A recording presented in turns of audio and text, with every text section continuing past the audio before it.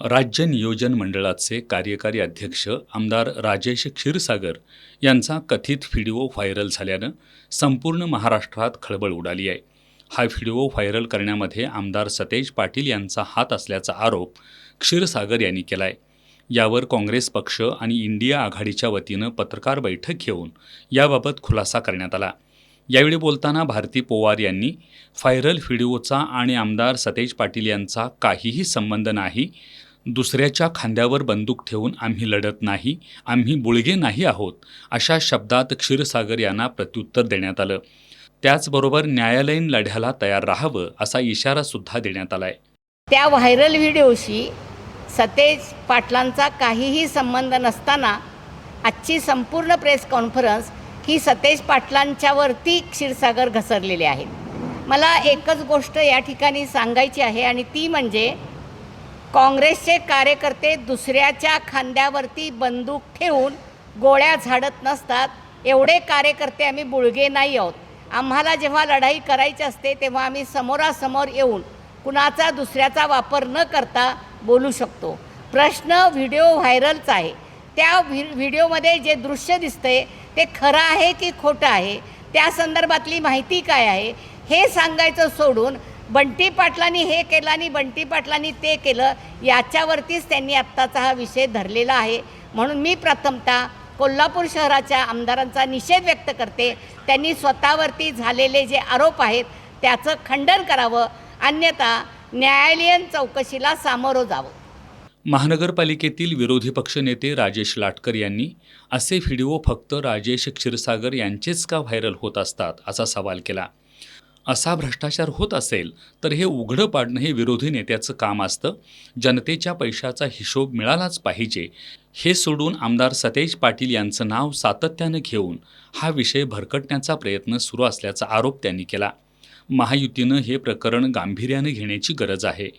तुमच्या घरात कुणी भिदे आहे का हे तपासून पहा आणि मग आमच्या नेत्याचं नाव घ्या. जो चुका करणार त्याला भोगावं लागणार, असा इशारा लाटकर यांनी दिला. जयप्रभा स्टुडिओचा व्यवहार असेल, कवळा नाक्याच्या गेस्ट हाऊसचा व्हिडिओ असेल, शेजाऱ्याला मारहाणीचा व्हिडिओ असेल, डॉक्टरला मारहाणीचा व्हिडिओ असेल, शासकीय अधिकाऱ्यांच्याकडनं गोळा केलेल्या पैशाच्या बातम्या असतील, हे कशातनं आलं? ह्याच्या पाठीमागं काँग्रेस पक्ष, विरोधी पक्ष, विरोधी नेत्यांचा संबंधच काय? हे व्हिडिओ काय आहेत एकदा काढा आणि त्या व्हिडिओच्या बाबतीत एक त्रयस्थ थर्ड पार्टी एजन्सी नेमा. तुमचीच सत्ता आहे. देशभर, राज्यभर, गल्लीभर तुम्हीच सत्तेत आहात. विनाकारण स्वतः बाबतीतली आपल्या वरिष्ठ महाराष्ट्र राज्य आणि देश पातळीवर सहानुभूती निर्माण करायसाठी, आपली पापकृत्य झाकण्याकरता, आपला भ्रष्टाचार झाकण्याकरता बंटी साहेबांच्यावर बोललं म्हणजे मला देवेंद्र फडणवीस साहेब सपोर्ट करतील, मला एकनाथ शिंदे साहेब सपोर्ट करतील, अजित पवार गट सपोर्ट करेल, या वल्गनेत राहू नका. बंटी साहेबांच्यावर बोलून स्वतःचा TRP वाढवू नका. बंटी साहेब यात काय आहे म्हणून तुमच्या दोषी कसे सांगा? माझ्या सार्वजनिक जीवनात मी काय चुकणार त्याला मीच जबाबदार आहे ना. माझे व्हिडिओ काय बाहेर पडतील, माझे ऑडिओ काय बाहेर पडतील, नगरसेवक असेल, सरपंच असेल, आमदार असेल, खासदार असतील, मंत्री असतील, उगीच आता सगळ्यांना गोळा करून आणि काहीतरी विषय काय आहे ते सोडून तिसरीकडेच न्यायचं. आमचा मुद्दा काय आहे? तो व्हिडिओ जो आहे तो व्हिडिओ बाहेर पडला आहे. त्या संदर्भात जर भ्रष्टाचार झाला असेल आणि तो व्हिडिओ खरा असेल तर त्याचा सायबरकडे गुन्हा नोंद करून रीतसर त्याची चौकशी होऊन ह्या भ्रष्टाचारांना आत घातलंच पाहिजे. मुद्द्यावर बोलूया.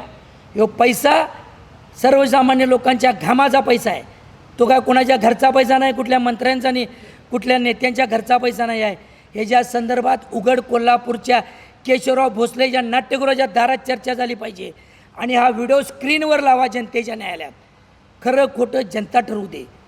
हे जर पुराव्यानिशी समोर आला असेल तर ही सत्यता तपासणं गरजेचं आहे. आणि कारण नसताना इधर उधर की बातें मत करो, मुद्दे पे आ जाओ.